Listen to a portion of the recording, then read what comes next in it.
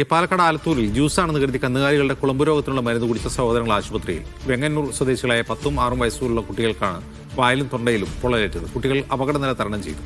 പാലക്കാട്ട് നിന്ന് സാജിദ് എത്തുന്നുണ്ട്. സാജിദ്, എന്താണ് സംഭവം? ആലത്തൂർ വെങ്ങന്നൂർ സ്വദേശികളായ 6ഉം 10ഉം വയസ്സുള്ള കുട്ടികളാണ് അബദ്ധത്തിൽ കുളമ്പ് രോഗത്തിനുള്ള മരുന്ന് കുടിച്ചത്. സഹോദരങ്ങളാണ് ഈ കുട്ടികൾ.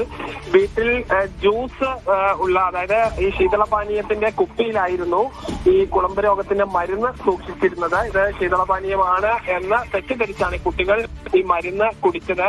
വായി പൊള്ളുകയും രുചിഭേദം ഉണ്ടാവുകയും ചെയ്തതോടെ കുട്ടികൾ തുപ്പുകയായിരുന്നു. ഈ വായിക്കും തൊണ്ടയിലും പൊള്ളലേറ്റിട്ടുണ്ട്. കുട്ടികൾ നിലവിൽ അപകടനില തരണം ചെയ്തു എന്നുള്ള വിവരമാണ് ലഭിക്കുന്നത്. എറണാകുളം അങ്കമാലിയിലെ ആശുപത്രിയിലാണ് നിലവിൽ കുട്ടികൾ ചികിത്സയിലുള്ളത്. ശരി.